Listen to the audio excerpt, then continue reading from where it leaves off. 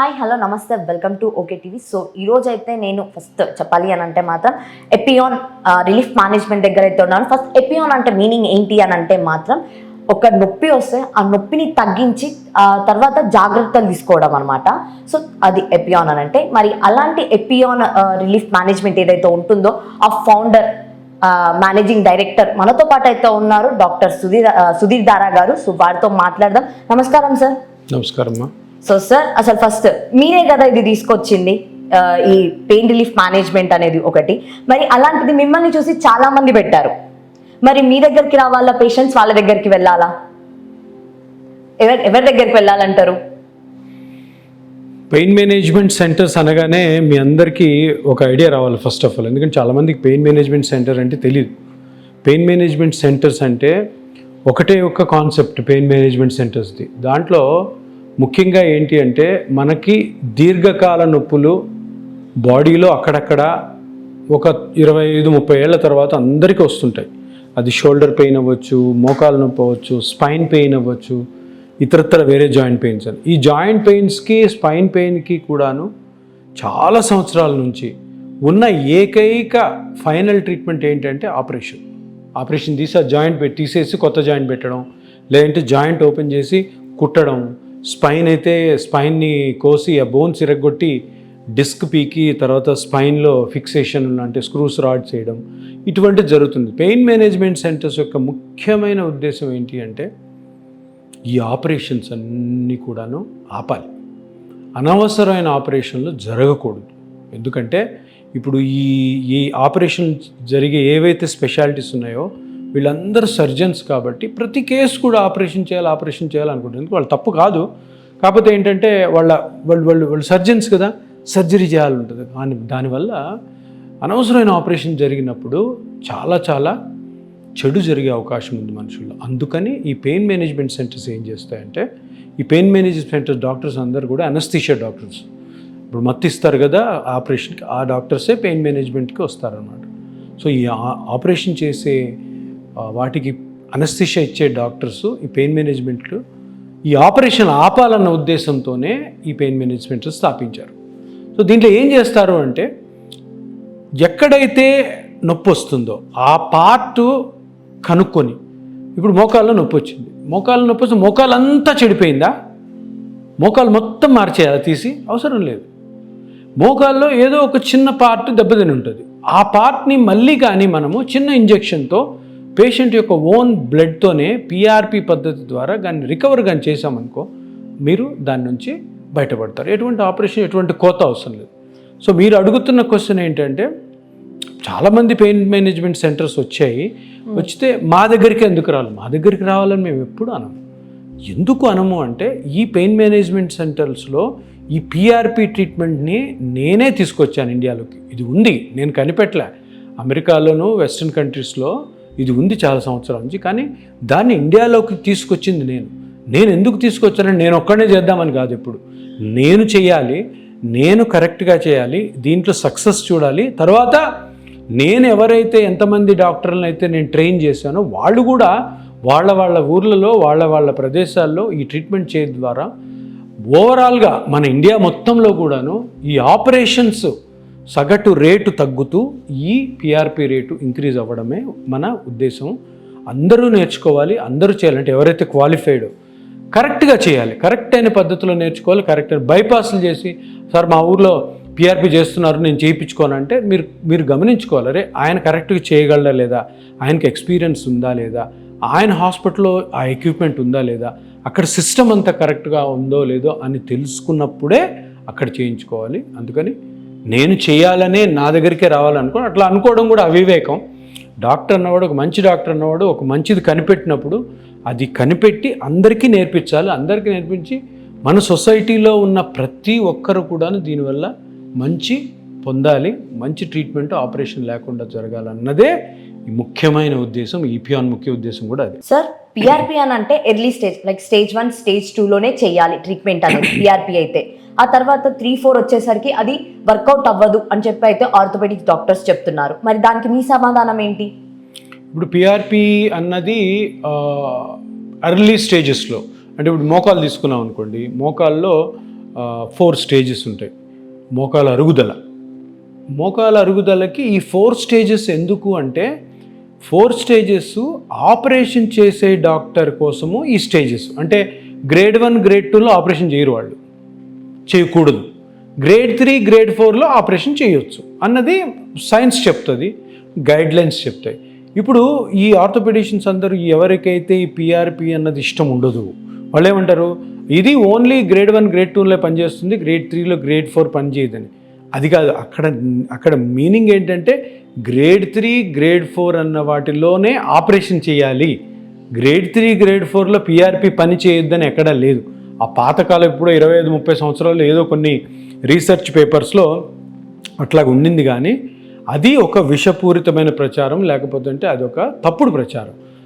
ఈ grade 3 grade 4లో కూడాను PRP మోకాళ్ళలో కానీ, స్పైన్లో కానీ, షోల్డర్లో కానీ, ఇతరత్ర ఏ జాయింట్లో కానీ ఎక్సలెంట్గా పనిచేస్తుంది అనడానికి ముఖ్యమైన రుజువు, ప్రూఫ్ ఏంటంటే మా ఇపియాన్ సెంటర్. నేను ఇపియాన్లో గత 7 సంవత్సరాల్లో మోకాళ్ళ వరకు మటుకే 60,000 పిఆర్పీలు చేశాను. 60,000 పిఆర్పీల్లో 60,000 మందికి జరిగిన పిఆర్పీలో 59,000 మంది గ్రేడ్ 4 మోకాళ్ళు అరిగిపోయిన వాళ్ళే. అంటే ప్రూఫ్ ఉంటుందా? ఎవరు వచ్చినా కానీ మన డేటా సర్వర్లో ఉంటుంది. 2017 నుంచి స్టార్ట్ చేసి చూస్తే మొత్తం ప్రూఫ్ అంతా కనబడుతుంది. ఎంతమంది ఏ వయసులో వాళ్ళు వచ్చారు, ఏ గ్రేడ్లో వచ్చారు, ప్రతిదీ. ఎందుకు నేను ఇది చెప్తున్నానంటే, ఒక మంచి జరుగుతున్నప్పుడు ప్రపంచంలో, మన దేశంలో, మన సౌత్ ఇండియాలో ఆ మంచిని అడ్డుకోవాలని చాలామంది ట్రై చేస్తుంటారు. ఎందుకంటే వాళ్ళు చేసే పనికి వేరే వాళ్ళు అడ్డొస్తే కోపం వస్తుంది కదా. అందుకని ఇది ఒక విషపూరితమైనటువంటి ఒక పాయిజనస్ స్ప్రెడ్ తప్పితే ఎటువంటి నిజం లేదు. ఎందుకంటే ఆ నిజం లేదనడానికి రుజువు ఇపియాన్లో 60,000 మందిలో 59,000 మంది గ్రేడ్ 4 మోకాళ్ళు అరిగిపోయిన వాళ్ళే. దీన్ని బట్టి మనకు తెలిసేది ఏంటంటే ఏ స్టేజ్లో ఉన్నా కూడాను పిఆర్పి ఎక్సలెంట్గా పనిచేస్తుంది. కాకపోతే పిఆర్పితో పాటు కొన్ని జాగ్రత్తలు, పిఆర్పి చేసే విధానము, ఆ చేసే డాక్టర్కి ఎంత ఎక్స్పీరియన్స్, ఇవన్నిటి బట్టి కూడాను ఆ పర్టికులర్ పేషెంట్కి ఎంత మంచి రెస్పాన్స్ ఉందని దాని మీద డిపెండ్ అయి ఉంటుంది.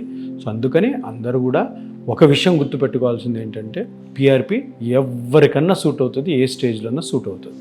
కానీ సార్ కొంతమంది డాక్టర్స్, ఆర్థో డాక్టర్స్ ఎవరైతే ఉన్నారో దీని మీద, ఈ ట్రీట్మెంట్ మీద విష ప్రచారం చేస్తున్నారు కదా మరి. అదే ఇప్పుడు విషయం ఏంటంటే, ఇప్పుడు మోకాలు నొప్పి ఉంది అంటే, మోకాలు నొప్పి అన్నది ఏ ఒక్క స్పెషాలిటీకి సంబంధించింది కాదు. ఏ డాక్టర్నా ట్రీట్ చేయొచ్చు.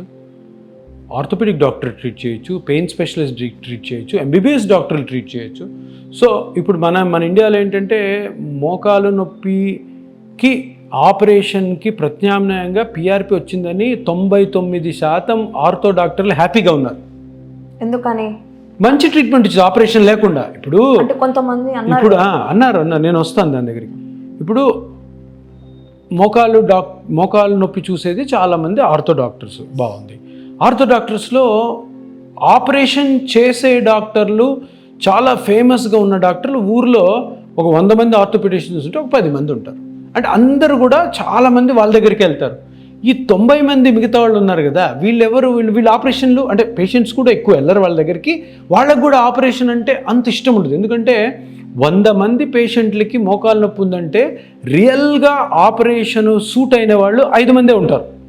95 మందికి చేయకూడదు, అది లెక్క. అది దాని అంటే గైడ్లైన్స్ ప్రకారము, రీసెర్చ్ ప్రకారం అదే ఉంటుంది. కానీ ఇప్పుడు ఈ 95 మందికి కూడాను పిఆర్పి అంటే ఇష్టం. ఈ 5% ఉంటారు చూడు కొంతమంది డాక్టర్లు, ఎవరైతే ఎక్కువ కేసులు చేస్తుంటారో వాళ్ళకి ఏమనిపిస్తుంటుంది, అరే ఏదేదో కొత్తది వచ్చిందే, దీనివల్ల మనకి కేసెస్ తగ్గుతాయి అన్న భావన కూడా కలగవచ్చు. నేను ఇప్పుడు వరకు చూసిన విష ప్రచారము ఎవరైతే చేస్తున్నారో అది ఎవ్వరో కాదు, ఒకే ఒక్క డాక్టర్ ఇప్పటి వరకు చేస్తుంది. మిగతా వాళ్ళు అందరూ కూడా హ్యాపీగా ఉన్నారు. ఆ డాక్టర్ కూడా కొంచెం ఆయనకి సైకలాజికల్గా ఆయన దెబ్బతిన్నాడు. ఆయన ఆర్థికంగాను మానసికంగాను దెబ్బతిని ఆయనకి ఏం చేయాలో అర్థం కాదు, చాలా బిజీగా ఉండేవాడు. ఇప్పుడు లేవు కేసెస్ ఆయన చేతిలో. రిటైర్మెంట్ స్టేజ్కి వచ్చాడు, ఇప్పుడు రావట్లేదు. అప్పుడు ఫ్రస్ట్రేషన్ స్టార్ట్ అవుతుంది కదా, అలా అంటున్నాడు. అది సర్లే, కొంతమంది అనుకుంటుంటారు. కానీ నేను ఇప్పుడు అనే పాయింట్ ఏంటంటే, ఒక ఊర్లో 100 మంది ఆర్థో డాక్టర్స్, 99 మంది డాక్టర్లు హ్యాపీగానే ఉన్నారు. ఎందుకంటే అరే మంచి ట్రీట్మెంట్ వచ్చింది, చిన్న ఇంజెక్షన్తో వాళ్ళు కూడా చేస్తున్నారు. మీరు ఇప్పుడు ఏ కార్పొరేట్ హాస్పిటల్కి వెళ్ళినా కానీ, మీరు ఎంత పెద్ద హాస్పిటల్కి వెళ్ళినా కానీ చాలామంది ఆర్థో డాక్టర్లు పిఆర్పి చేస్తున్నారు. ఎందుకు చేస్తున్నారు? వాళ్ళకి నచ్చింది కాబట్టి చేస్తున్నారు. ఇంకొకటి మేజర్ రీజన్ ఎందుకు చేస్తున్నారు, పబ్లిక్ డిమాండ్ పిఆర్పి. వాళ్ళు వచ్చి నాకు ఆపరేషన్ చేయండి సార్ అని అడగడు. ఏమంటాడు, సార్ పిఆర్పి ఉంది కదా, పిఆర్పితో మీరు తగ్గిస్తారా అని అడుగుతాడు. అప్పుడు ఆర్థోపెడిక్ ఎందుకు, మనం ఎందుకు చేయకూడదు? ఇది పేషెంటే వచ్చి అడుగుతున్నప్పుడు ఏ పేషెంట్ కూడా ఏ నొప్పికి కూడాను సార్ నాకు ఈ ప్రాబ్లం ఉంది ఆపరేషన్ చేయండి సార్ అని అడగరు. సార్ నొప్పి తగ్గేయండి సార్ అంటాడు. నొప్పి తగ్గేయండి అంటే ఉద్దేశం ఏంటి? ఏదో చిన్న ట్యాబ్లెట్తోనో చిన్న ఇంజెక్షన్తో తగ్గించాలంటే నన్ను కోయండి సార్, నన్ను కోసేసి నాకు కొత్తది పెట్టండి అనుకోడు. అందుకని పిఆర్పి గురించి విష ప్రచారం చేసేది ఒకే ఒక్క డాక్టరు. అతనికి కూడా మానసిక పరిస్థితి బాగాలేదు కాబట్టి, ఆర్థికంగా బాగా దెబ్బతిన్నాడు కాబట్టి ఆయన అంటున్నాడు. ఆయన పెద్ద ఆయన కాబట్టి ఆయన్ని పట్టించుకోవాల్సిన అవసరం లేదు. సో వాళ్ళందరినీ మనం ఒక మంచి పని చేస్తున్నప్పుడు దానికి అడ్డంకులు కొందరి వల్ల వస్తుంటే పట్టించుకోకూడదు అంతే. జనాలు కూడా ఎవరు పట్టించుకోకండి. ఆయన పరిస్థితి బాగాలేదు కాబట్టి ఆయన క్షమించి వదిలేసేయండి. అందుకని దాని గురించి పట్టించుకోకుండా మనం ముందుకు సాగడం మంచిది. సార్, ఈ బీపీ షుగర్ ఉన్న వాళ్ళు కూడా ఈ పిఆర్పి చెప్పించుకోవచ్చా? ఒకవేళ చెప్పించుకుంటే ఏమైనా సైడ్ ఎఫెక్ట్స్ వస్తాయేమో అనే ఒక భయం ఉంది. అంటే ఇప్పుడు మాకు బీపీ ఉంది, షుగర్ ఉంది, లేకపోతే ఇంకేదో ఒక జబ్బు ఉండడం అలా ఉంటే చేపించుకుంటే ఒకవేళ మాకేమైనా అవుతుందేమో, మా బ్లడ్ తీసి మళ్ళీ మాకే కదా చేసేది అని ఒక భయం అయితే అందరికి ఉంది. మరి దానికి మీ సమాధానం ఏంటి sir? BP, sugar, liver, kidney, ఇతరత్ర ఏవైనా కానీ వయసు మళ్ళిన తర్వాత వచ్చే జబ్బులు ఉంటాయి కదా, ఏ జబ్బు ఉన్నా కూడాను ఈ ట్రీట్మెంట్కి అడ్డంకి కాదు. ఎందుకంటే ఈ ట్రీట్మెంట్ అంతా కూడా పేషెంట్ యొక్క ఓన్ బ్లడ్లోని చిన్న చిన్న కణాలతోనే జరుగుతుంటాయి. కాబట్టి బీపీ జబ్బులో, షుగర్ జబ్బులో, కిడ్నీ జబ్బుల్లో, లివర్ జబ్బుల్లో రక్తంకి ఏ ప్రాబ్లం ఉండదు. రక్తంలోని ప్లేట్లెట్స్ అని ఉంటాయి, ఆ కణాలు కూడా ఏం ప్రాబ్లం ఉండదు. కాబట్టి ఎటువంటి జబ్బు ఉన్నా కూడాను తప్పకుండా ఈ ట్రీట్మెంట్ చేసుకోవచ్చు. అటువంటి అపోహలు పెట్టుకోకండి. కానీ కొన్ని జబ్బుల్లో, ఏం జబ్బుల్లో, బ్లడ్లో సంబంధించిన ఏమన్నా అబ్నార్మాలిటీస్ ఉంటాయి, అంటే రక్తంకి సంబంధించిన జబ్బులు ఉంటాయి చూడు, అవి కానీ ఉంటే కొంత జాగ్రత్తగా చేయాలి. కానీ దానికి కూడా అడ్డంకేం కాదు.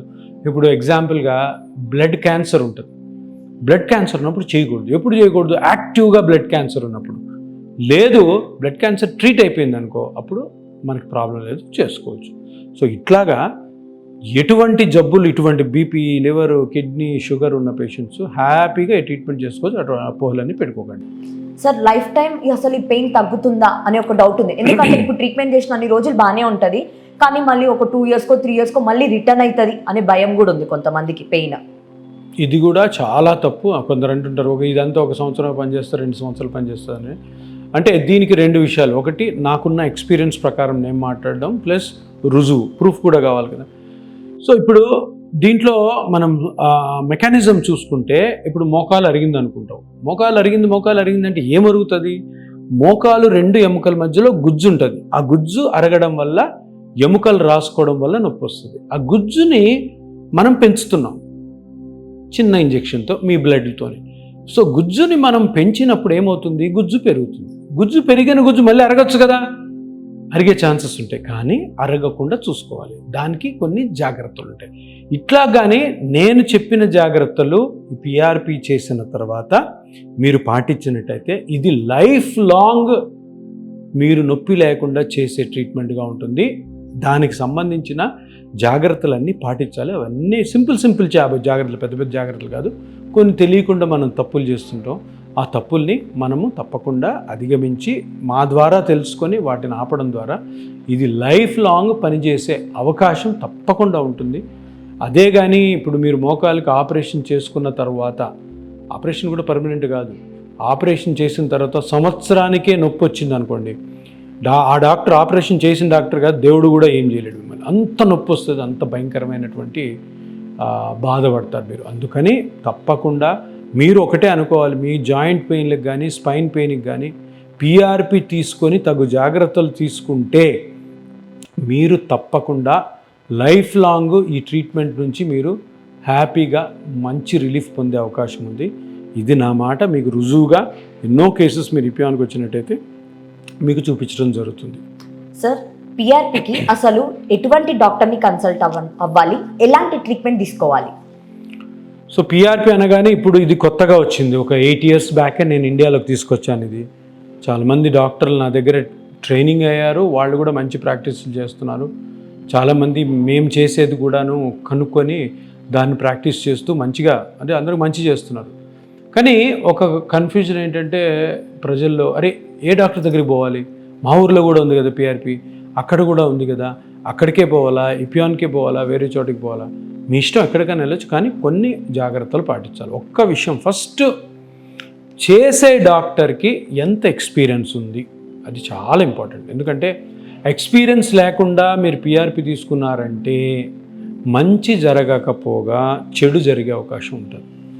ఎందుకంటే ఈ పిఆర్పిలో ఎటువంటి కాంప్లికేషన్, సైడ్ ఎఫెక్ట్స్ లేవు కాబట్టి అనవసరంగా ఎక్స్పీరియన్స్ లేని డాక్టర్ దగ్గర చేసుకోవడం వల్ల మీకు చెడు జరిగి కాంప్లికేషన్స్ వచ్చే అవకాశం ఉంది. కాబట్టి అటువంటి వాళ్ళ దగ్గరికి వెళ్ళొద్దు. రెండోది, ఇక్కడ ఏ హాస్పిటల్లో అయితే, ఏ సెంటర్లో అయితే మీరు ఇది చేయించుకోవాలనుకుంటున్నారో అక్కడ ఇన్ఫ్రాస్ట్రక్చర్, అంటే ఎక్విప్మెంట్ కానీ, స్కానింగ్ మిషన్స్ కానీ, స్కానింగ్ ద్వారా ఆ డాక్టర్ గారు మీకు ఎక్స్ప్లెయిన్ చేసి, ఇది జరుగుతుంది, దీన్ని నేను తగ్గిస్తాను, ఇది చేస్తున్నప్పుడు ఇది తగ్గుతుంది, ఇదిగో తగ్గుతుందని స్కానింగ్లో చూపిస్తూ జాగ్రత్తలు చెప్పే డాక్టర్ దగ్గరికి వెళ్ళాలా. ఎక్స్పీరియన్స్ లేకుండా, ఇటువంటి సిస్టమ్ లేకుండా, ఎక్విప్మెంట్ లేకుండా అటువంటి హాస్పిటల్కి కానీ వెళ్ళారు అంటే మంచి జరగకపోగా చెడు జరిగే అవకాశం ఉంటుంది. అందుకని జాగ్రత్తగా ఒక 2-3 సార్లు 2-3 డాక్టర్ని కన్సల్ట్ అయ్యి తెలుసుకొని, ఎవరైతే ఎక్స్పీరియన్స్ ఎక్కువ ఉన్నవాళ్ళో, ఎక్కువ ఎక్కడైతే కేసెస్ జరుగుతుందో అక్కడ చేసుకోవడం చాలా చాలా ఉత్తమం. Sir, and one more thing, అందరికి ఒక డౌట్ ఉంది. ఏంటిదనంటే ఈ ఎర్లీ స్టేజెస్లో ప్రోటీన్ పౌడర్స్ తీసుకోవడం వల్లనో తగ్గిపోతుంది కదా అని కూడా కొంతమంది అనుకుంటారు. మరి నిజంగానే ఆ ప్రోటీన్స్ పౌడర్ తీసుకోవచ్చా? ప్రోటీన్ పౌడర్స్ తీసుకోవడం వల్ల మోకాళ్ళలో కానీ, స్పైన్లో కానీ, షోల్డర్లో కానీ జరుగుతున్న డ్యామేజ్ మళ్ళీ రికవర్ అవుతుంది అనడం 100% రాంగ్. ప్రోటీన్ పౌడర్స్ తీసుకోవడం వల్ల బాడీలో ప్రోటీన్ శాతం పెరుగుతుంది తప్పితే దానివల్ల ఏ విధమైనటువంటి ఈ జాయింట్ పెయిన్స్కి రిలీఫ్ వస్తుంది అన్న అపోహలో ఎప్పుడు ఉండకండి. ఆ ప్రోటీన్ పౌడర్స్ అన్నీ కూడా కమర్షియల్ ప్రిపరేషన్, అంటే బిజినెస్ కోసం తయారు చేసే పౌడర్లు. వాటి వల్ల ఆ కంపెనీలో ఎవరైతే కంపెనీ ఓనర్ ఉంటాడో అతనికి తప్ప వేరే వాళ్ళు ఎవరికి ఉపయోగం ఉండదు. ఇవన్నీ వాడాల్సిన అవసరం లేదు. వాటి వల్ల కానీ ఈ నొప్పులు తగ్గుతాయి అనుకుంటే మటుకు అది అపోహ. తప్పకుండా ఆ పని మటుకు చేయొద్దు. ఓకే సార్, అండ్ ఈ కాస్ట్ ఎలా ఉంటుంది? ఒకవేళ పిఆర్పి చేస్తే ఇక్కడ ఒకలా కాస్ట్ ఉండొచ్చు, బయట ఇంకొకలా కాస్ట్ ఉండొచ్చు కదా. సో కాస్ట్ తక్కువ ఉన్న దగ్గరికి వెళ్ళిపోదాం అని అనుకునేటోళ్ళు కూడా కొంతమంది ఉంటారు కదా సార్. సో ఎలా ఉంటుంది ఈ కాస్ట్ అసలు? ఎప్పుడు కానీ ఒక విషయం గుర్తుపెట్టుకోండి అందరూ, ఆరోగ్య బాగోలేక ఆరోగ్యానికి సంబంధించిన ఏ విధమైన ట్రీట్మెంట్ తీసుకున్నా కూడాను మంచి సెంటర్లో మీకు ఎక్కడైతే తప్పకుండా రిలీఫ్ దొరుకుతుంది, మంచి ట్రీట్మెంట్ దొరుకుతుంది, ఎక్కడైతే కొద్దిగా బయట సెంటర్స్ కంటే కొంచెం ఎక్కువ కాస్ట్ కొద్దిగా ఉంటుందో అటువంటి సెంటర్స్లో చేసుకోవడమే ఉత్తమం. ఎందుకంటే అటువంటి సెంటర్స్లో తప్పకుండా మంచి ట్రీట్మెంట్ జరుగుతుంది. మంచి ట్రీట్మెంట్ జరుగుతుంది కాబట్టి వాళ్ళు కొంచెము వాళ్ళ ప్రైసింగ్ ఎక్కువ ఉంటుంది. ఇప్పుడు ఈ పిఆర్పి చేయాలంటే ఒక సెంటర్ రూపాయి ఛార్జ్ చేస్తుంది అనుకో, ఇంకొక సెంటర్ ఒక 30 పైసలకో 40 పైసలకో చేసేస్తుంది అనుకో, అక్కడ చేసుకోకండి. అంటే అట్లా చేస్తున్నారంటే ఏంటి, అక్కడ ట్రీట్మెంట్ సరిగ్గా జరగదని అర్థం. ఆరోగ్యానికి సంబంధించిన విషయం కాబట్టి ఎప్పుడో ఒకసారో 2 సార్లు మనము లైఫ్లో మనము ఇటువంటి ట్రీట్మెంట్ తీసుకుంటాం. దానికోసము ఎప్పుడు డబ్బుల కోసం వెనకాడకండి. ఎందుకంటే మనం ఏదో రూపాయికి ఒక 60 పైసలు తక్కువ పొంది అక్కడ పోయి చేయించుకున్నా కూడాను అది మంచి ఎఫెక్ట్ రాకపోగా చెడు జరిగే అవకాశం ఉంటుంది. ఎప్పుడైనా ఒక రేట్ ఉంటుంది ఒక్కొక్క ట్రీట్మెంట్కి, ఆ రేట్లో కొంచెం ఒక 10% తక్కువ అంటే దాన్ని నమ్మొచ్చు, కానీ మరీ 50% తగ్గించేస్తున్నారంటే అక్కడ ఏదో ప్రాబ్లం ఉంది, అది సరిగ్గా జరగట్లేదని అర్థం. సో అందుకని మీరు తప్పకుండా ఆరోగ్యానికి సంబంధించి మీరు ఎప్పుడైనా ట్రీట్మెంట్కి పోయినప్పుడు డబ్బుల విషయంలో చూడడం అన్నది చాలా తప్పు. మంచి సెంటర్లో ఆ డబ్బు పెద్దగా ఎక్కువ లేదనుకుంటే అక్కడే చేసుకోవడం బెటరు. చాలా తక్కువకి వస్తుంది కదా అని మనము పప్పులు బెల్లాల్లాగా, లేదంటే ఒక సోప్ కొన్నట్టు, లేదంటే బియ్యం కొన్నట్టు అట్లా చేయొద్దు. మంచి క్వాలిటీ ట్రీట్మెంట్ కావాలంటే మంచిగా ఛార్జ్ చేసి, పెద్ద డిఫరెన్స్ ఉంటుంది, ఒక 10,000 5,000 డిఫరెన్స్ ఉంటుంది అంతే, అక్కడ పోయి చేసుకోవడం బెటర్. అంటే కొంతమందికి ఏమని డౌట్ ఉంటుంది అంటే ఈ పిఆర్పి ట్రీట్మెంట్ చేయించుకుంటున్నప్పుడు ఇప్పుడు ఒకలా చెప్పి ఇంకొకసారి నువ్వు చేయలేదు కరెక్ట్గా అని ఆమె మీద కంప్లీట్గా తోషిస్తారనే భయం కూడా ఉంటుంది కదా సార్. ఎప్పుడు కూడాను ప్రతి ట్రీట్మెంట్, ఏ ట్రీట్మెంట్ అయినా తీసుకోండి, ట్రీట్మెంట్తో పాటు పేషెంట్ సహకారం కూడా ఉండాలి. పేషెంట్ మనం చెప్పిన మాట వినడము, చెప్పినట్టు నడుచుకోవడము, క్రమశిక్షణతో ఉండడం అన్నది పర్టికులర్గా ఇట్లా దీర్ఘకాల నొప్పులు ఏవైతే వయసుతో పాటు వస్తాయో చూడు, వాటిల్లో చాలా చాలా అవసరం. ఎందుకంటే ఎప్పుడైతే అవన్నీ ఫాలో అవుతామో అప్పుడే మంచిగా అవుతుంది. ఇప్పుడు ఇది ఏదైనా డిసీజ్ అనుకోండి, అంటే ఇప్పుడు ఏదైనా గడ్డ ఉంది, గడ్డ టక్కని తీసేసి ఆడ పడేసేసి మళ్ళీ తర్వాత మనము నార్మల్గా లైఫ్ జీవించవచ్చు. ఇవి అట్లా కాదు, ప్రతిరోజు అరుగుతాను ఉంటాయి, ప్రతిరోజు దెబ్బతింటుంటాయి. జాగ్రత్తలు తీసుకోలేదనుకో మళ్ళీ కూడా రావచ్చు. అందుకని చాలా ఇంపార్టెంట్ ఏంటైతే ఏ డాక్టర్ అయితే ఇవన్నీ విశదీకరించి కంప్లీట్గా ఎక్స్ప్లెయిన్ చేసి మిమ్మల్ని సరైన రీతిలో తీసుకెళ్తారో అప్పుడే ఈ పిఆర్పి ట్రీట్మెంట్ చాలా మంచిగా వర్క్ చేస్తుంది. మీరు మళ్ళీ నొప్పితో బాధపడాల్సిన అవసరం లేదు, ఎటువంటి ఆపరేషన్కి పోవాల్సిన అవసరం లేదు. సార్ ఈ పిఆర్పి థియరీ మీరు తీసుకొచ్చారు కదా, ఈ ట్రీట్మెంట్ తీసుకొచ్చినప్పుడు ఫస్ట్ అసలు నమ్మారా ఎవరైనా? మన ఇండియాలో అది మీరు ఫస్ట్ ఇంట్రొడ్యూస్ చేశారు, సో ఎవరైనా నమ్మారా ఫస్ట్? నేను ఈ ట్రీట్మెంట్ తీసుకురాకముందు నాకే నమ్మకం లేదు ఫస్ట్ ఆఫ్ ఆల్. ఎందుకంటే కొత్త ట్రీట్మెంటు, అరే ఎక్కడో మనకి కొన్ని రీసెర్చ్ పేపర్స్లో అక్కడ ఇలా జరిగింది, అది బాగా జరుగుతుంది అన్న ఒక వినికిడే తప్పితే మనం పర్సనల్గా చేసే వరకు కూడా తెలియదు కదా. సో నేను పర్సనల్గా ఎప్పుడైతే ఈ ట్రీట్మెంట్ తీసుకొని ట్రైనింగ్ అయ్యి దాని తర్వాత నేను ఎప్పుడైతే ట్రీట్మెంట్ తీసుకున్నా చేయడం మొదలుపెట్టానో అప్పుడే నమ్మకం వచ్చింది నాకు. అప్పటి వరకు మనకు నమ్మకం ఉండదు కదా. ఏదైనా కొత్తగా నేను స్టార్ట్ అప్పుడు కూడా నాకు డౌట్స్ ఉన్నాయి, అరే ఇది పని చేస్తుంది లేదా. పేషెంట్లు ఎంతోమంది ఎంతో నమ్మకంగా వచ్చి మన దగ్గర ట్రీట్మెంట్ చేసుకున్నారు, అరే ఎఫెక్ట్ రాకపోతే ఎట్లాగా అని చాలా ఉండే. కానీ అది ఒక 3 నెలలు 4 నెలల్లోనే ఇది ఎక్సలెంట్గా పనిచేస్తుంది, దీనికి తిరుగులేదు, ఇది చేసుకోవడం వల్ల అసలు మనం ఆపరేషన్ జోలికే పోవాల్సిన అవసరం లేదు అన్నది ఒక 3-4 మంత్స్లో అర్థమైనాక వెనక్కి తిరిగి ఎప్పుడు చూడలేదు. అని మనం పోతూనే ఉన్నాం. 2017 నుంచి ఇప్పటి వరకు 60,000 మోకాళ్ళే చేసాం, షోల్డరు, స్పైను, ఇతర జాయింట్స్ ఇంకా చాలా ఉన్నాయి.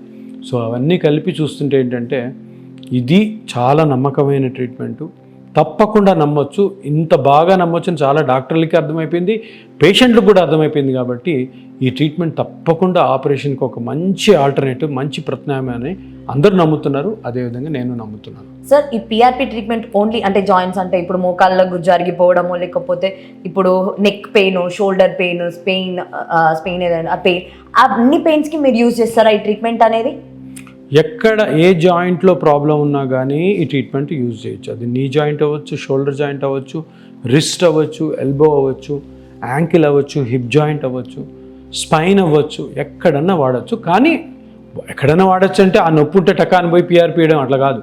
ఫస్ట్ ఆ పార్ట్లో ఏ పార్ట్ అయితే, ఏ స్ట్రక్చర్ అయితే డ్యామేజ్ అయింది అది కనుక్కోవాలి. అది కనుక్కున్న తర్వాత అది ఎంత మాత్రం డ్యామేజ్ అయింది మెజర్ చేయాలి.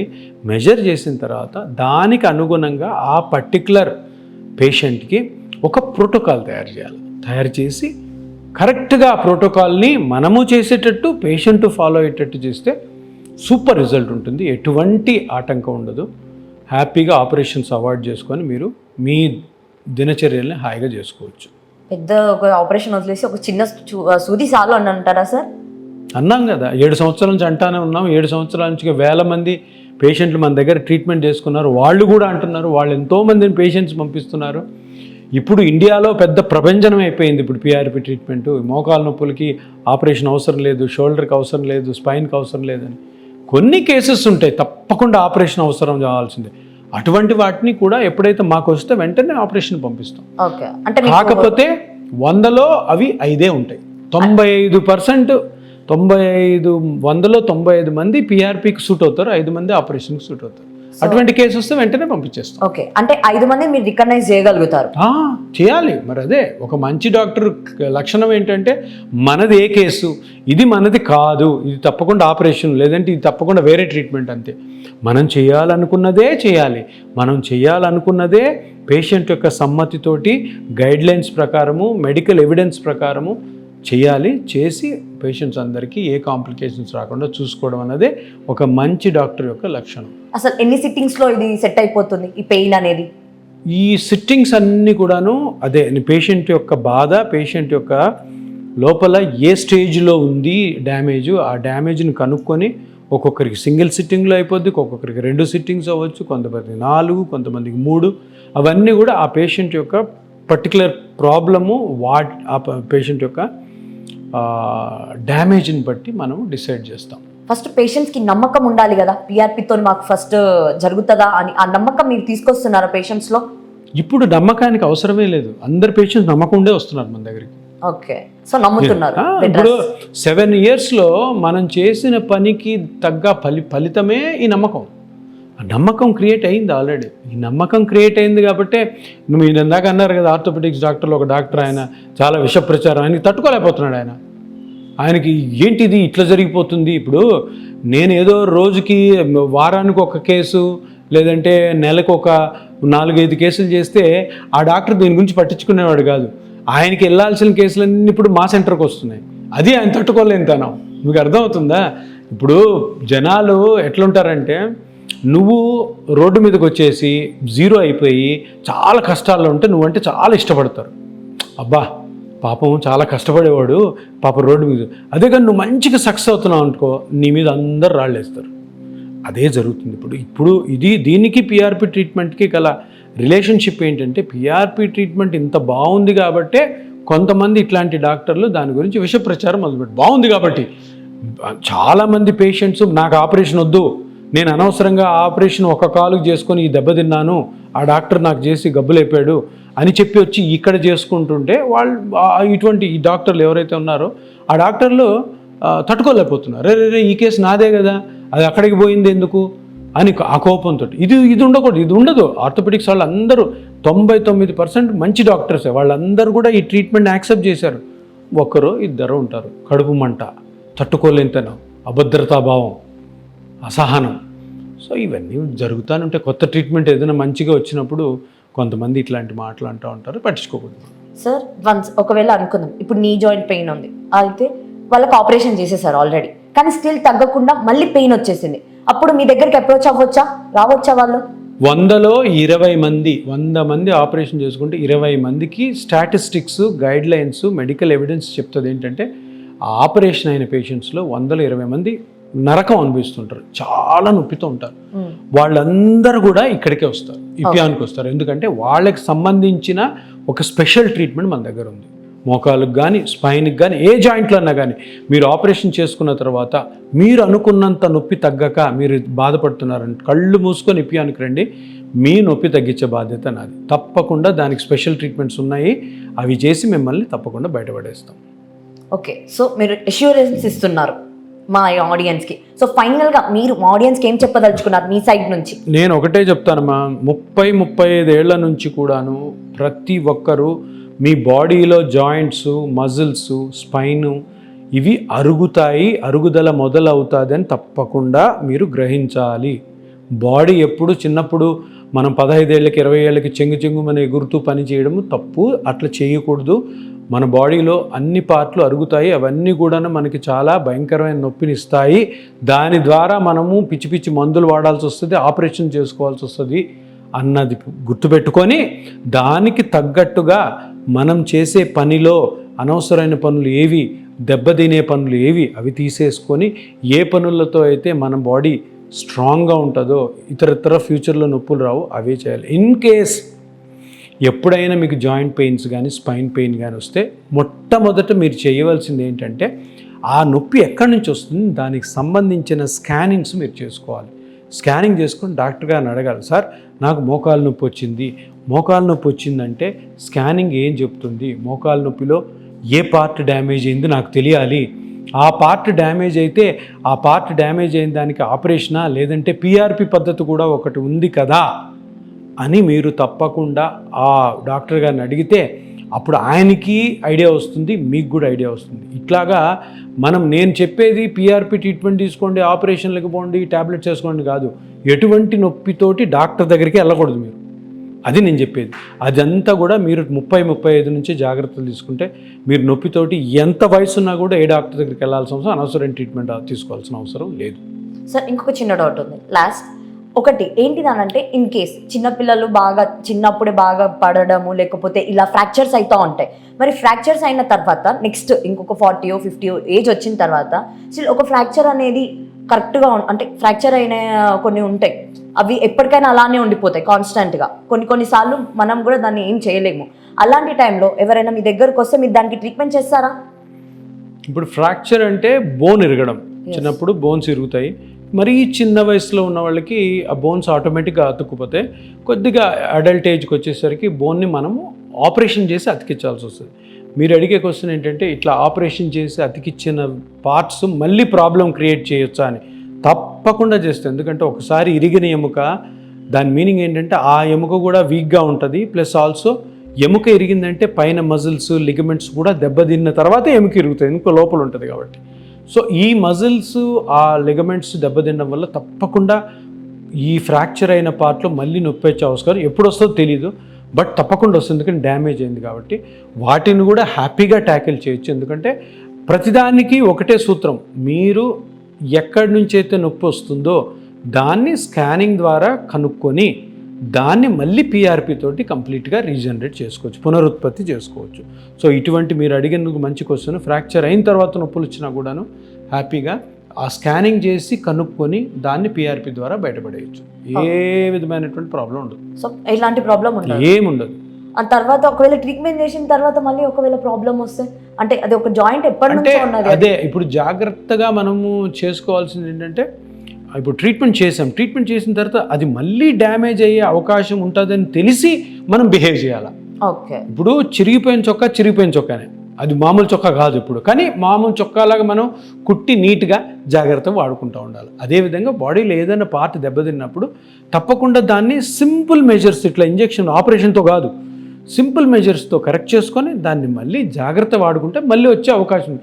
ఇన్ కేస్ పొరపాటున వచ్చింది అనుకోండి, దానికి మళ్ళీ ట్రీట్మెంట్ ఉంది కదా, మళ్ళీ చిన్న స్కాన్ చేసుకొని చూసుకొని అది ఎక్కడైతే ప్రాబ్లం వచ్చిందో దాన్ని మళ్ళీ చేసుకోవాలి. సో అట్లాగా వెళ్ళాలి తప్పితే ఏదైనా పార్టీకి ఎవరో చెప్పారని చెప్పి టకామని బై ఆపరేషన్ చేసుకుంటే ఒకదానికి బదులు 10 ప్రాబ్లమ్స్ యాడ్ అవుతాయి దానికి. అందుకని జాగ్రత్తగా ఉండాలి.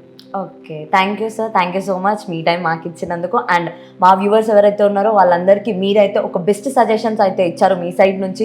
మీరు యాజ్ అ డాక్టర్గా మీరు ఇండియాలో కానీ లేకపోతే ఈ ఏషియా సౌత్ ఏషియాలో కానీ ఎవరికైతే అన్ని కావాలి అని అనుకుంటున్నారో, ఎందుకు బయట ఉన్న టెక్నాలజీ మనకెందుకు ఉండొద్దని ఒక ఆలోచనతో అయితే మీరైతే ఇక్కడ ఇంట్రడ్యూస్ చేశారు PRP అనేది. అండ్ థ్యాంక్ యూ, దానికైతే మేము అందరం చాలా థ్యాంక్ యూ చెప్పుకోవాల్సిందే. ఎందుకనంటే మా గ్రాండ్ ఫాదర్, మా గ్రాండ్ మదర్ ఇలా చాలామంది ఉంటారు. సో మా ఆడియన్స్ ఎవరైతే మీరు కూడా మీ ఇంట్లో ఎవరైనా ఉన్నా కూడా ఇలా బాధపడుతున్నారు అని అంటే మాత్రం ఖచ్చితంగా ఇక్కడికైతే వచ్చేయండి. అండ్ డాక్టర్స్ ఉంటారు, వీళ్ళు మిమ్మల్ని చూసుకుంటారు. అండ్ ఇదన్నమాట ఇవాళ స్పెషల్ ఇంటర్వ్యూ. మరో ఇంటర్వ్యూతో మళ్ళీ మీ ముందుంటాను. Until then keep watching okay TV. Signing off Durga Bhavani.